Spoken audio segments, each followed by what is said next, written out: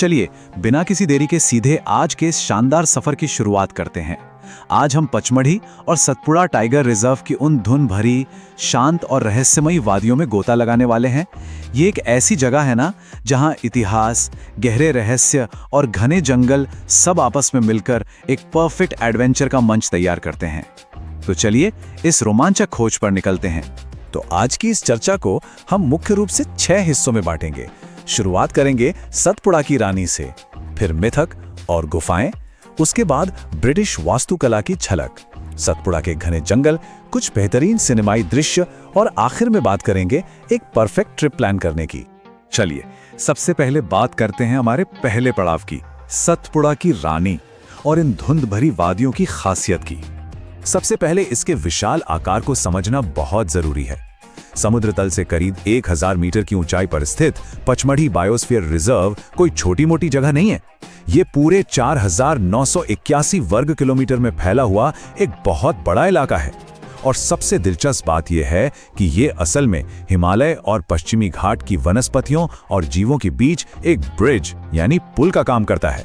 मतलब यहाँ साल और टीक के घने जंगलों का एक ऐसा अनूठा संगम देखने को मिलता है जो कहीं और मिलना मुश्किल है। आगे बढ़ते हैं हमारे दूसरे हिस्से की तरफ, जहां हम इन गुफाओं से जुड़े मिथकों और इनके दोहरे इतिहास को समझेंगे। इन गुफाओं के बारे में 2 बिल्कुल अलग लेकिन बेहद दिलचस्प कहानियां सुनने को मिलती हैं। एक तरफ तो हमारी स्थानीय लोक कथाएं हैं जो मानती हैं कि 5 पांडव भाइयों ने अपने वनवास के दौरान इन्हीं गुफाओं में शरण ली थी, और सच कहें तो इसी पंचमढ़ी के नाम पर इस जगह का नाम भी पड़ा है।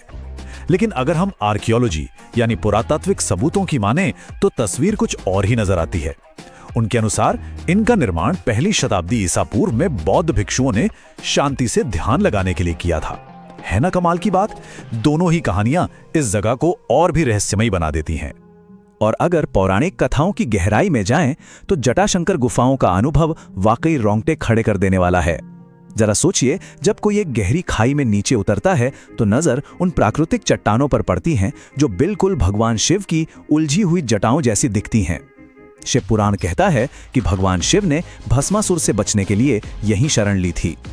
और सिर्फ इतना ही नहीं, यहाँ चट्टानों में प्राकृतिक रूप से बने शेषनाग और यहाँ तक कि बिल्कुल भारत के नक्शे जैसी दिखने वाली रहस्यमयी आकृतियां भी मौजूद हैं। ये सब देखकर सच में हैरानी होती है। अब आते हैं तीसरे हिस्से पर, जहां हम पुराने जमाने की ब्रिटिश वास्तुकला और उनके समर रिट्रीट की बात करेंगे।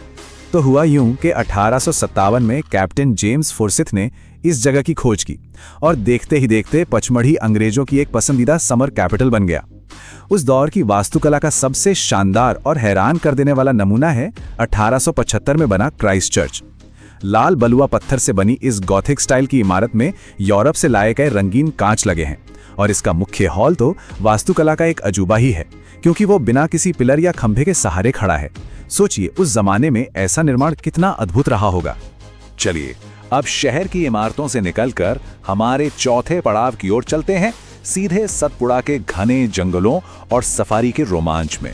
सतपुड़ा टाइगर रिजर्व का फैलाव वाकई बहुत विशाल है, पूरे 2133 वर्ग किलोमीटर में। इसे बहुत ही स्मार्ट तरीके से डिजाइन किया गया है। इसके बेहद संवेदनशील कोर जोन को पर्यटकों के लिए खुले बफर जोन से बिल्कुल अलग रखा गया है। इससे होता यह है कि वन्य जीवों को उनका एकदम शांत और सुरक्षित घर मिल जाता है, और हमें उन्हें बिना परेशान किए करीब से देखने का मौका। अगर कोई सच में वन्य जीवों को उनके असली अंदाज में देखना चाहता है तो मढ़ई जोन से बेहतर कुछ नहीं। यहाँ तेंदुए और स्लॉथ बियर आसानी से देखे जा सकते हैं, और अगर पानी के रास्तों का मजा लेना हो तो देनवा नदी पर मौसमी बोट राइड्स होती हैं, जहाँ किनारे पर धूप सेकते मगरमच्छ देख जाते हैं। बर्ड वॉचर्स यानी पक्षी प्रेमियों के लिए तो सर्दियों में ये जगह किसी जन्नत से कम नहीं है। यहाँ मालाबार पाइड हॉर्नबिल समेत 300 से भी ज्यादा प्रजातियों के पक्षी देखे जा सकते हैं। इस रिजर्व की सबसे अच्छी बात यह है कि हर तरह के नेचर लवर के लिए यहाँ कुछ न कुछ खास है। चाहे नाव पर बैठकर रोमांचक सफारी करनी हो, उबड़ खाबड़ रास्तों पर ओपन जीप में जंगल ड्राइव का मजा लेना हो, या बस चुपचाप बैठकर वाइल्ड लाइफ फोटोग्राफी करनी हो, हर एक अनुभव अपने आप में बिल्कुल अनोखा है।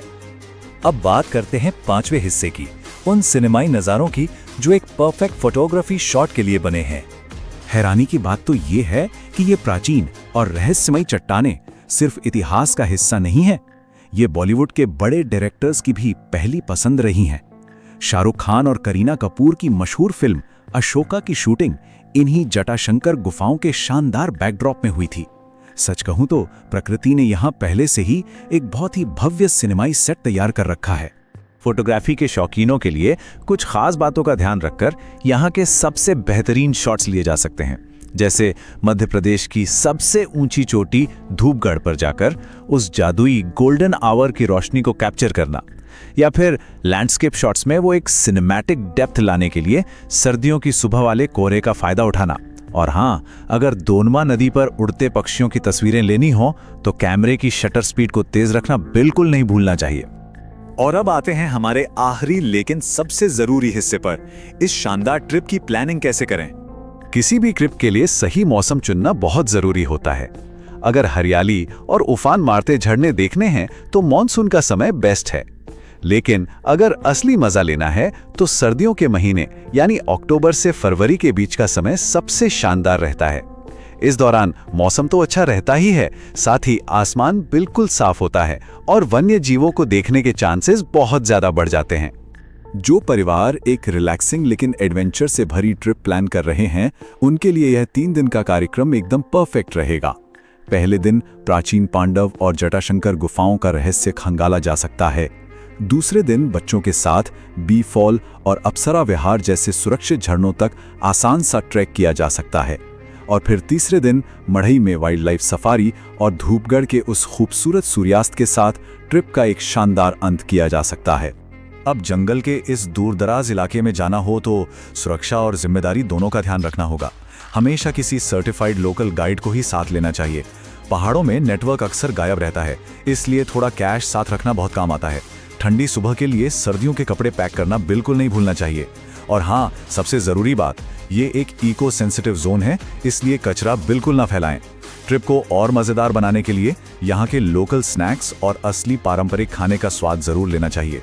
और रहने के लिए द पांडव होटल जैसी अच्छी और किफायती जगह पहले से ही बुक कर लें तो ट्रिप एकदम स्मूथ रहती है। बौद्ध धर्म के प्राचीन इतिहास, सदियों पुरानी ब्रिटिश वास्तुकला, पुराने मिथकों और इतने समृद्ध वन्य जीवों के बारे में गहराई से जानने के बाद मन में एक सवाल तो जरूर उठता है, इन धुंध भरी वादियों में अभी भी न जाने कितने और चमत्कार होंगे जो अगले खोजकर्ता का इंतजार कर रहे हैं। पचमढ़ी सच में सिर्फ एक पर्यटन स्थल नहीं है, यह तो समय और प्रकृति के बीच की एक बहुत ही खूबसूरत यात्रा है। आज के इस विश्लेषण का हिस्सा बनने के लिए बहुत बहुत धन्यवाद।